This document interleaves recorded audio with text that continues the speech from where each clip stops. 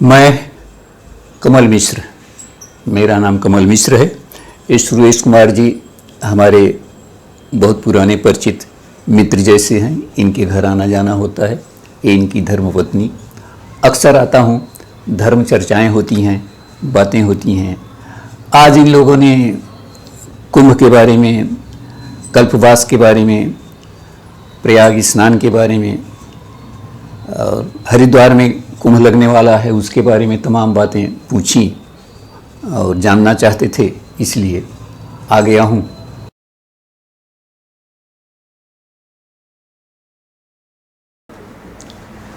इस साल हरिद्वार में महाकुंभ का आयोजन होने वाला है। तो कुंभ कहाँ कहाँ लगते हैं, कब लगते हैं, इसी विषय पर आज हम लोग चर्चा करेंगे। चार कुंभ लगते हैं 4 जगहों पर। अब एक हरिद्वार हो गया। हरिद्वार के बाद 2025 में प्रयाग में, इलाहाबाद में कुंभ लगेगा। उसके बाद फिर 2027 में नासिक में, सिंहस्थ कुंभ बोला जाता है, नासिक में। उसके ठीक 1 साल बाद उज्जैन में लगेगा। तो क्या क्या ग्रहों की स्थिति होती है, किस दशा में कब ग्रह लगते हैं, कब ये कुंभ लगता है, इस विषय में जानकारी सबको नहीं होती। जान लें तो अच्छा है, जैसे आप भी पूछ रही हैं। तो ऐसा है, कुंभ का आयोजन बहुत पुराने समय से, इसकी कहानी पौराणिक एक कही जाती है कि जब समुद्र का मंथन हुआ था तो एक कुंभ कलश, एक घड़ा अमृत का भरा हुआ निकला था। तो देवता और दानव दोनों थे, वो आपस में खींचतान करने लगे कि हम अमृत पी लें। इसमें खींचतान होने लगी, भाग दौड़ होने लगी। कोई घड़ा लेके भागने लगा, उसका पीछा करने लगा, फिर हो गया। इस ढंग से कई जगह गए। छीना झपटी में जगह जगह कुछ अमृत की बूंदें गिर गईं। जहां जहां अमृत की बूंदें गिरी वहीं पर कुंभ का आयोजन होता है।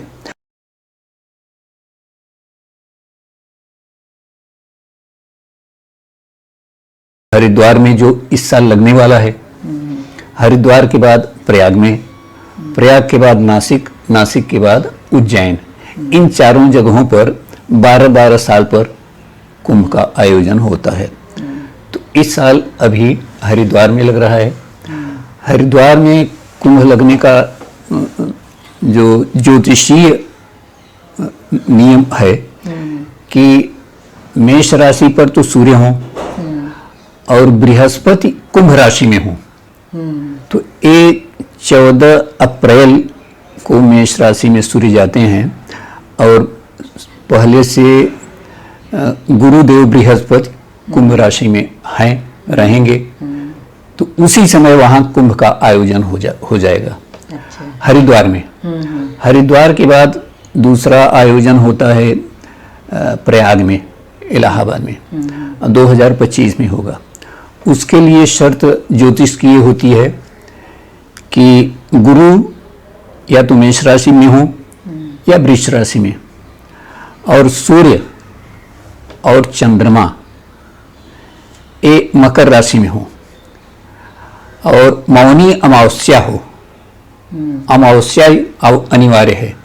उसी दिन महाकुंभ का आयोजन होता है प्रयाग में।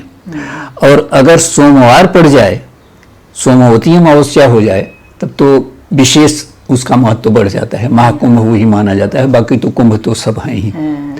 और उसके 6 साल बाद, और जगह तो नहीं लेकिन इलाहाबाद में, प्रयाग में 6 साल के बाद अर्ध कुंभ लगता है। अच्छा। हाँ, उसके लिए सूर्य, चंद्रमा और अमावस्या, माघ, ये तो अनिवार्य है ही।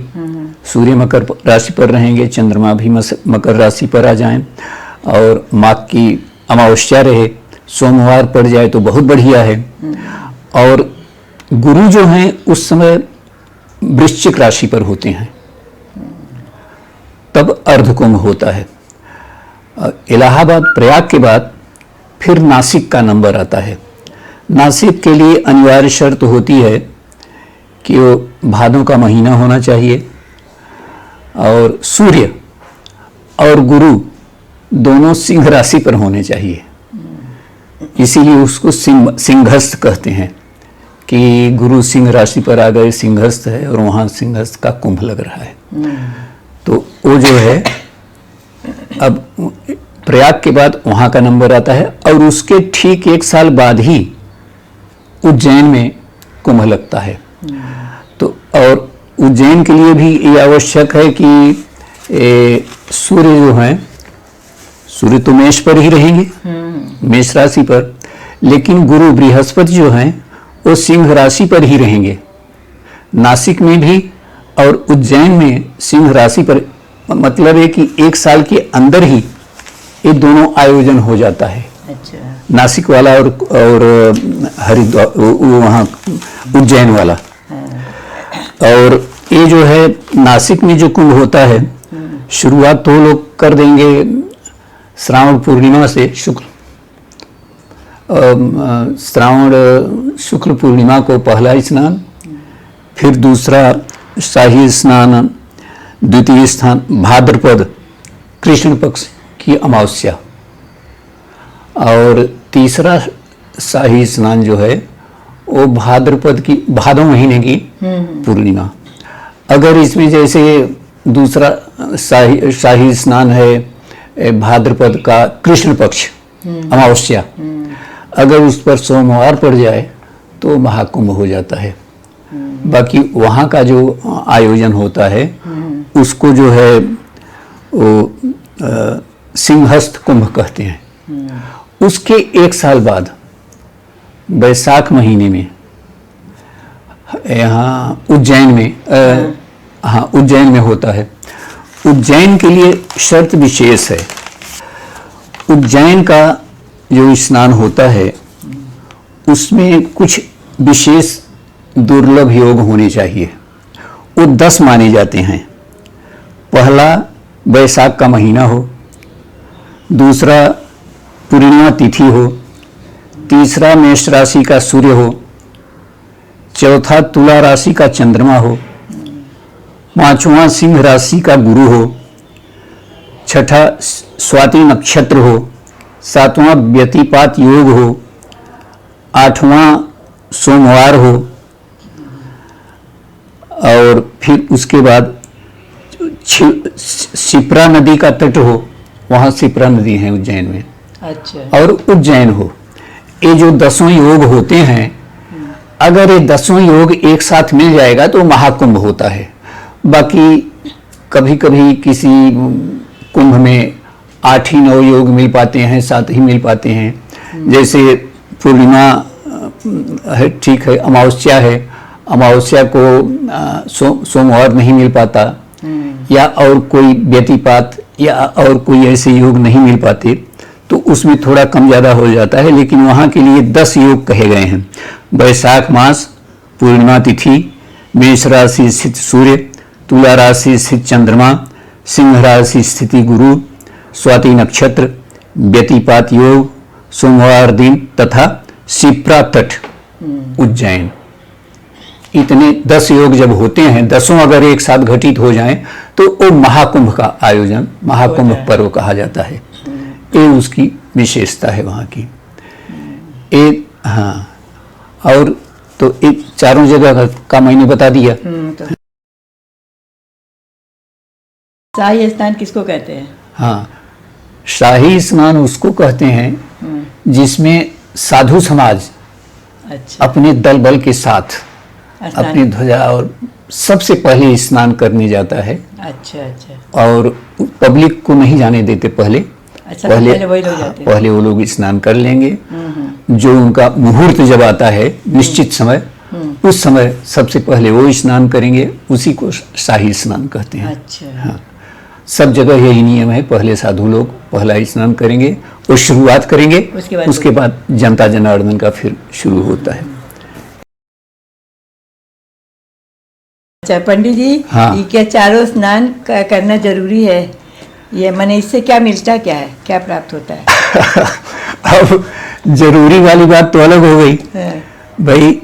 चारों स्नान धार्मिक आस्था के साथ, जिसके मन में हो कि नहीं हमें नहाने से ज्यादा जरूरी पुण्य, करना, हाँ। हाँ ज्यादा पुण्य मिलेगा, हाँ। ज्यादा अच्छा रहेगा, तो नहा सके तो नहाए। लेकिन अब एक कुंभ के बाद दूसरे में 7-8 साल का अंतर पड़ जाता है। हाँ, एक का तो मान लीजिए उज्जैन और नासिक एक ही साल के अंतर पर दोनों आ जाते हैं। अगर आदमी रहा तब तो जा सकता है, और स्वस्थ रहा जाने लायक रहा, तब तो स्नान कर पाएगा कर ना। पाएगा, सही बात है। तो अगर हो जाए तो धार्मिक आयोजन है, अच्छे हैं। हाँ, इसमें एक तो ये है, जैसे हम लोगों की, जैसे आप लोग हैं, नए उम्र वालों की बात अलग है। हम लोगों को अब तो यही आगे देखना होता है ना कि हमारा अब अंतिम समय कैसे बीते। हाँ, वो तो हम सांसारिक दुनियादारी में न पड़ के कैसे हम अपना आखिरी समय बिताएं और भगवान की शरण में रहें, भगवान की शरण में अंत में भी जाएं। उस हिसाब से हम लोग तो यही चाहेंगे कि जब तक शरीर है चल फिर सकते हैं, आ जा सकते हैं। अगर हम सब जगह पहुंच जाएं तो बहुत अच्छा है। तरह तरह के साधु महात्माओं के दर्शन होते हैं, उनके प्रवचन सुनने के लिए भी मिल जाते हैं। लोगों को देखते हैं, कहाँ कहाँ से लोग आते हैं, विश्व से, दुनिया के कोने कोने से लोग आते हैं, धार्मिक भाव वाले, हिंदू धर्म को मानने वाले। अच्छा, कुछ तो ऐसे हैं मान लीजिए धर्म नहीं मानते, वो देखने आते हैं, देखने आते हैं कि यहाँ का आयोजन कैसा हो रहा है, यहाँ की संस्कृति कैसी है, कल्चर क्या है, कैसे कैसे लोग मिलते हैं, कैसे आचार विचार रहन सहन क्या क्या है। उस हिसाब से भी लोग आते हैं मेला देखने। अच्छा, अब आप ये भी कर सकती हैं। नहीं, लेकिन एक बात, आप ये तो कुंभ का बोले, हाँ। लेकिन ये लोग 4 धाम का जो यात्रा, एक हम ऐसा उठा दिए क्वेश्चन कि 4 धाम का यात्रा जो करते हैं, क्यों करते हैं सब? वही बात उसमें वही भी बात होती- में होगी। हाँ। 4 धाम का यात्रा करना क्या मतलब? कहते हैं जब तक हम नहीं करेंगे सफल नहीं होंगे।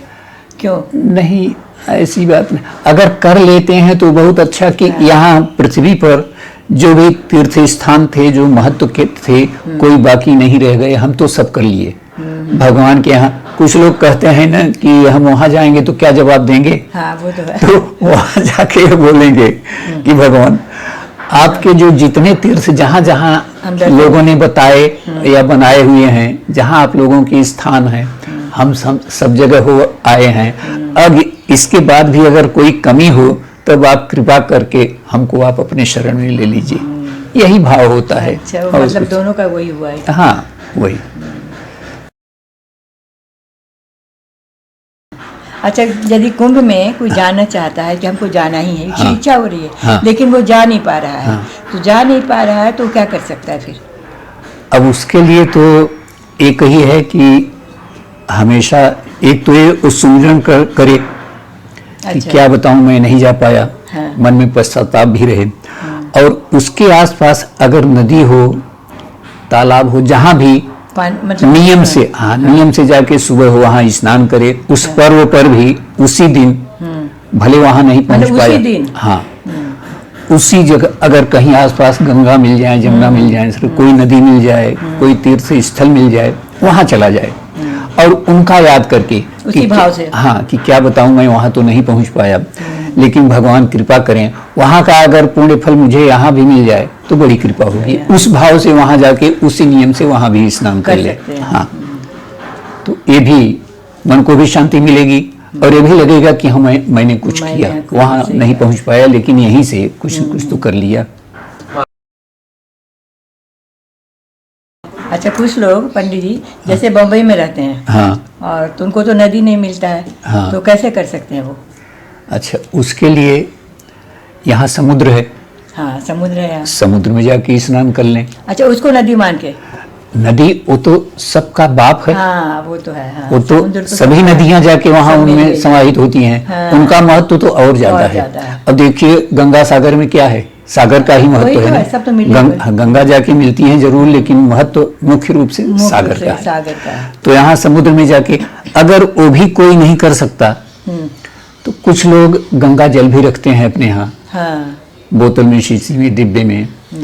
तो उस समय याद करके, जैसे आपने पानी जल ले लिया बाल्टी में या टब में नहाने के लिए, उसमें थोड़ा सा गंगा जल डाल दीजिए। उसे स्नान कर हाँ, लिया। और ये भाव करके क्या बताऊं, मैं वहां नहीं पहुंच पाया हूँ और भगवान कृपा करें मैं गंगा जल भी इसमें कर दे रहा हूँ। तो हम ये समझ के कि जैसे हम गंगा जी में ही स्नान कर रहे हैं या तीर्थ में ही स्नान कर रहे हैं, उस भाव से हम स्नान कर लेंगे तो हमको वह फल मिल जाएगा। यहाँ तक कि स्नान के लिए जो पंडित लोग जानकार हैं तो वो जब स्नान करने की तैयारी करते हैं कि नहाना है, बाल्टी में पानी है, टब में पानी है, तो गंगा सरस्वती रेवा पैसुनी नर्मदा जले, मतलब नदियों का स्मरण करके, गंगा जमुना सबका स्मरण करके एक जल अंजलि लेके एक चम्मच भर और उसमें डाल के कि ये सब तीर्थों का इसमें जल आ गया है, तब वो स्नान करते हैं। तो उस ढंग से, उस भाव से अगर गंगा जल है और नहीं भी है तो ये स्मरण करके कि इस जल में सब वहाँ का तीर्थ का जल आ जाए जहाँ हमको जाना था, नहीं पहुँच पाया हूँ और भगवान कृपा करें। लेकिन उस दिन उसी भाव से, उसी नियम से रहे, हो सके फलाहार रहे, हो सके अब जैसे मौनी अमावस्या आती है माघ की पूर्णिमा को, उस दिन लोग उपास करते हैं। हाँ, हो सके उपास करें और दान देना या जप करना, पाठ करना, स्नान पूजा पाठ जो भी करते हैं, अगर उस दिन मौन रह के करें तो ज्यादा अच्छा है। उसका मौनी अमावस्या नाम ही है। तो मौन रह के उस दिन जितनी क्रियाएं की जाती हैं वो ज्यादा उससे फल मिलता है, ज्यादा फल की प्राप्ति होती है।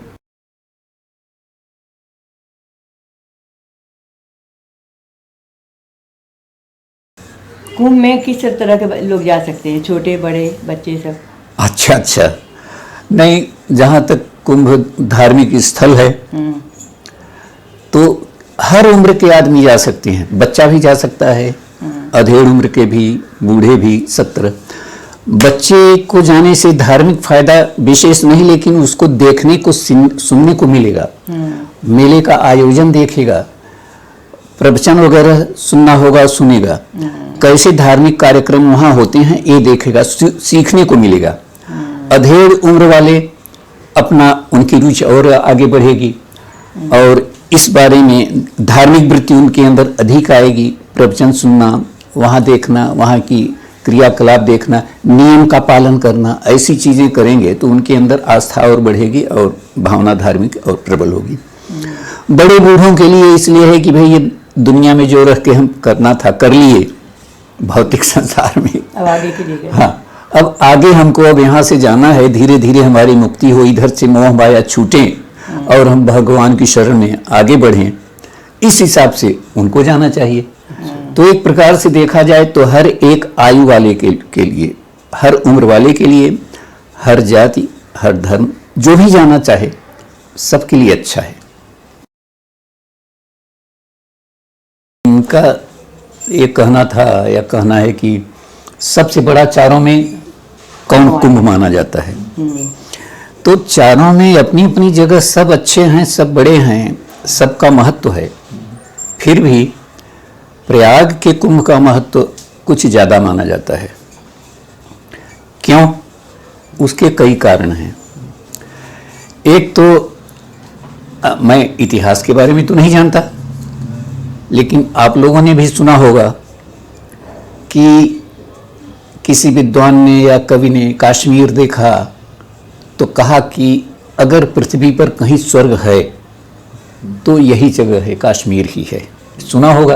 अच्छा, उसी तरह इतिहास में भी पढ़ा होगा, सुना होगा, मुगलों का जब हमारे देश में आना जाना हुआ, रहन सहन हुआ, तो शायद किसी मुगल बादशाह ने इलाहाबाद में, प्रयाग में कुछ दिन वास किया और धार्मिक वृत्ति का रहा होगा। उसको ऐसा लगा कि अगर कहीं अल्लाह है तो यही है, और उसी ने प्रयाग का नाम अल्लाह आबाद रखा। अच्छा, अल्लाह, हाँ, अल्लाह माने खुदा, भगवान अगर हैं तो यहाँ रहते हैं, यहाँ आबाद हैं। अच्छा, इलाहाबाद के लिए तभी से इलाहाबाद नाम पड़ा, अल्लाह आबाद, अच्छा, बदलते बदलते इलाहाबाद नाम हो गया, अल्लाह आबाद। एक तो धार्मिक वृत्ति से, मतलब वहाँ इतनी आध्यात्मिक ऊर्जा है इतना जब तक का वहाँ भंडार पड़ा हुआ है, लोग कर चुके हैं, उसका असर है। एक तो एक कारण है। दूसरा कारण गंगा और जमुना सरस्वती का संगम। पूरी पृथ्वी पर इस तरह से सबसे सात्विक पवित्र नदी, धार्मिक नदी एक जगह तीनों मिल रही हों, उसका संगम, उसका तो असर अलग ही होगा। एक कारण। दूसरा कारण है। तीसरा कारण, 1 महीने तक जो यहाँ मेला लगता है हर साल माघ महीने में, और इतने बड़े क्षेत्र में, पूरे विश्व में ऐसा कोई धार्मिक आयोजन नहीं होता जो इतने लंबे समय तक चलता हो और इतने बड़े क्षेत्र में हो। इस हिसाब से ये बाकी 3 स्थानों उज्जैन, नासिक या हरिद्वार से इसका महत्व इन कारणों से बढ़ जाता है।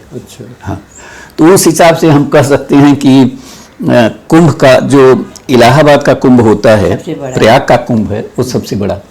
और दूसरी विशेषता यह है कि यहाँ 6 साल के बाद फिर अर्ध कुंभ भी लगता है, बल्कि और जगह इतना उस ढंग से आयोजन नहीं होता, लेकिन इलाहाबाद में उसी ढंग से, उसी तरह से मकर राशि में सूर्य और चंद्रमा और वृश्चिक राशि में गुरु होते हैं, उस समय अर्ध कुंभ लगता है। तो उस दृष्टिकोण से देखा जाए तो सबसे बड़ा आयोजन या सबसे बड़ा कुंभ प्रयाग वाले का हुआ। हाँ। स्नान का क्या नियम है? गंगा स्नान का नियम आजकल के हिसाब से, कलयुग के हिसाब से थोड़ा कठिन है।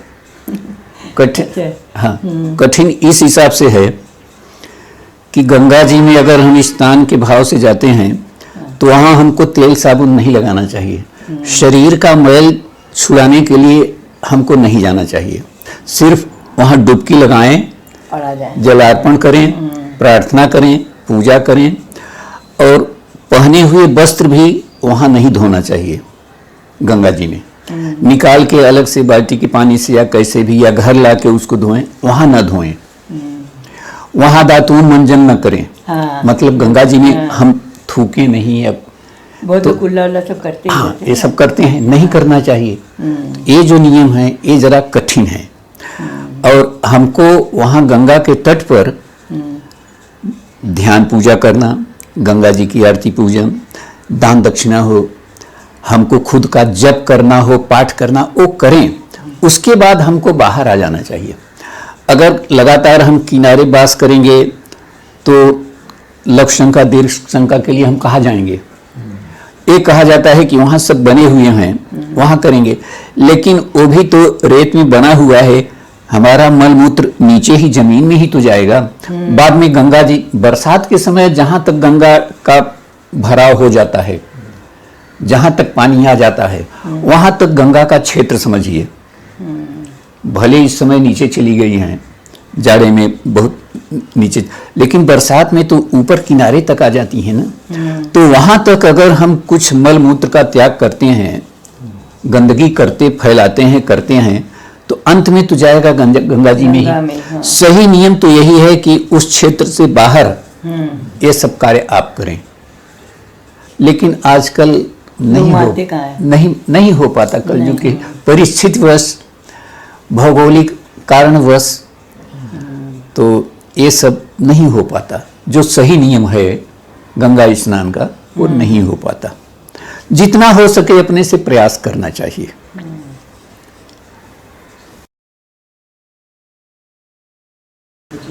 अच्छा, ये बताइए कल्पवास क्या होता है?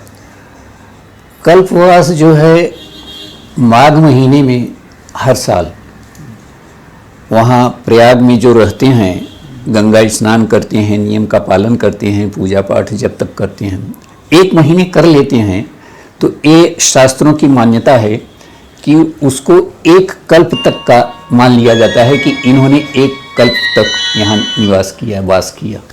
उनके 1 कल्प तक के जो धर्म कर्म हैं, 1 महीने में ही उतने उनकी पूर्ति हो जाती है, मिल जाता है उनको फल उसका।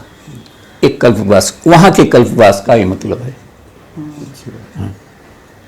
अगर किसी कारणवश किसी ऋषि महर्षि ने या किसी ने किसी युग में श्राप दिया हो कि एक कल्प तक तुमको जन्म लेना पड़ेगा, या हमारे ऐसे बुरे कर्म रहे हों कि हमको बार बार जन्म लेना मरना पड़े, तो वहाँ हम 1 महीने रह लेते हैं, कल्पवास कर लेते हैं माघ महीने में।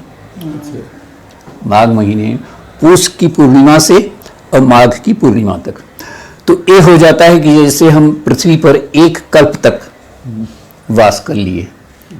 1 कल्प तक के वास का हमको फल वहाँ हम अगर जो भी जब तक ध्यान धारणा करते हैं उसका फल हमको मिलता है, और हमारा 1 कल्प तक का जो जन्म का बार बार आना जाना चक्कर वो खत्म हो जाता है एक ही महीने में।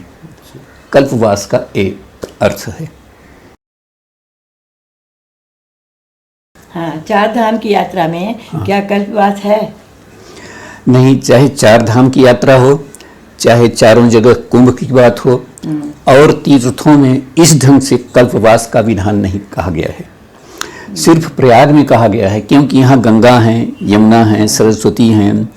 प्रयाग को तीर्थों का राजा कहा जाता है, तीर्थराज प्रयाग। अच्छा, यहाँ पर तीनों जो मिल गई हैं, हाँ, इसलिए हाँ, तो तीर्थराज प्रयाग हैं यहाँ का। अब वही जो मैंने एक उदाहरण मुगल किसी बादशाह का, कि उसको लगा कि अल्लाह अगर कहीं हैं तो यहाँ रहते हैं प्रयाग में, इलाहाबाद में, इसीलिए उसने अल्लाहाबाद नाम दिया स्थान। तो यहाँ के वास का, कल्पवास का विधान यही है, और जगह नहीं है। पूरी पृथ्वी पर कहीं नहीं है, न किसी तीर्थ में है, जो यहाँ प्रयाग में है। हाँ पंडित जी, विभिन्न धर्मावलंबी के लोग हाँ अपने धर्म स्थान पे जाते हैं, हाँ, तो क्या दूसरे धर्म के लोग कुंभ स्नान के लिए आ सकते हैं? हाँ हाँ, क्यों नहीं। हम लोग भी तो, हिंदू भी तो जाते हैं। हाँ। अजमेर शरीफ जाते हैं, बड़े बड़े चर्चों में जाते हैं, गुरुद्वारे में जाते हैं कि नहीं?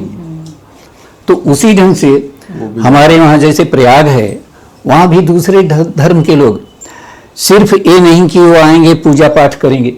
पूजा पाठ तो जो हिंदू है, जिसका धर्म है अपना, वो करेगा, लेकिन वो भी आते हैं, उनको भी अच्छा लगता है, देखते हैं, सीखते हैं, कुछ अच्छा लगता है, भाईचारे वाली भावना मन में आती है। हाँ, इनका धर्म ऐसा है, इस ढंग से है। ये किसी भी धर्म का आदमी आ सकता है, यहाँ कोई रोक टोक नहीं, जात का बंधन नहीं, धर्म का बंधन नहीं।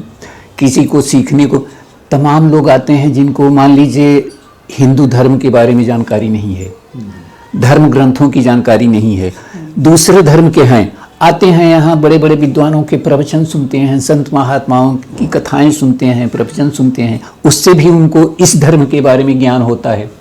विदेशों से लोग आते हैं, विदेशी लोग, इंग्लैंड, अमेरिका, ऐसा कोई देश नहीं जहाँ से लोग न आवे।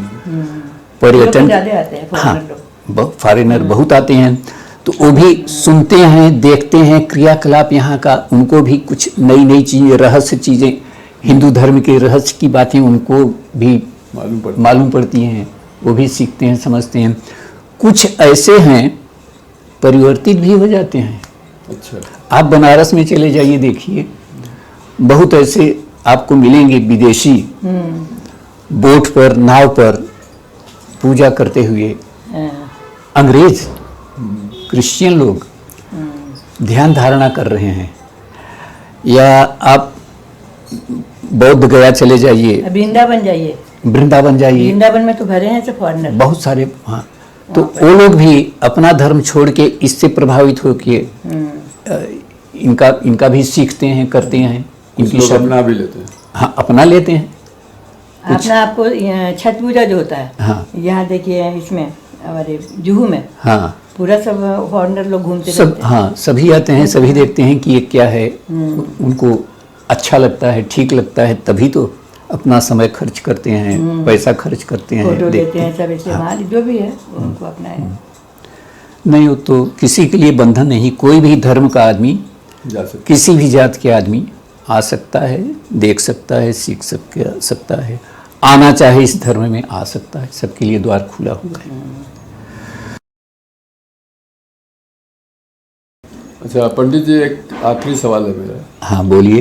कि इस इन स्थान से, कल्पवास से या कुंभ स्नान से हाँ भौतिक आध्यात्मिक लाभ तो है, हाँ। सुनते हैं जानते हैं, क्या भौतिक लाभ भी इससे होता है, हो सकता है? हाँ, ये तो आपका बड़ा अच्छा प्रश्न। भौतिक लाभ ये होता है कि इसके कारण मान लीजिए कहीं हम, जैसे रामेश्वरम है, हम नहीं जा सकते, हमारी कोई आवश्यकता नहीं, वहाँ कोई काम नहीं, कोई परिचय वाला नहीं, लेकिन तीर्थ के बहाने हम वहाँ पहुँच जाते हैं, वहाँ की भी संस्कृति देखते हैं, आचार विचार देखते हैं, मिलना जुलना होता है। वहाँ वाले हमारे यहाँ आते हैं, बंगाल वाले पंजाब तक पहुँच जाते हैं, हरिद्वार पहुँच जाएंगे, कहाँ कहाँ, हरिद्वार वाले बंगाल गंगा सागर तक पहुँच जाते हैं, कल्पवास करने के लिए आते हैं, तो वो भी अगर टिकते हैं तो यहाँ का रहन सहन, कल्चर, आचार विचार एक दूसरे से मिलता होता जुलता है, मेल एक दूसरे से होता है, परिचय भी कभी कभार हो जाता है। हमें वहाँ के बारे में कुछ इस माध्यम से जानकारी होती है, उनको हमारे यहाँ आने से हमारे यहाँ के बारे में जानकारी होती है। इसके अलावा आर्थिक लाभ भी होता है, व्यवसाय बढ़ता है, व्यापार, भाजी बेचने वाले, खाना बनाने वाले, होटल वाले, आने टूरिस्ट विभाग, सब तरफ से रेलों में, बसों में आवाजाही काफ़ी बढ़ जाती है, लोग आते जाते हैं। एक काफ़ी कुछ, जैसे प्रयाग में है, कम से कम 1.5-2 महीने तक अच्छा खासा व्यवसाय, लोगों के छोटे व्यवसाय करने वाले, काम करने वाले मजदूरों की वजह से उनकी अच्छी खासी रोजी रोटी चल जाती है। नाव वाले, टैक्सी वाले या गाड़ी वाले तो यही 1-2 महीने में करीब साल भर की कमाई कर लेते हैं। अच्छा। हाँ, उनका अच्छा, क्योंकि इतना भीड़ रहता है ना, तो उनका आमदनी उसमें बढ़ता है, लोग बढ़ते हैं। पंडा लोग, पुजारी लोग, उनकी आमदनी यही 1 महीने के लिए, 2 महीने के लिए बैठे रहते हैं, इतने में ही अच्छी खासी उनकी आमदनी हो जाती है, साल भर की कमाई बड़े आराम से।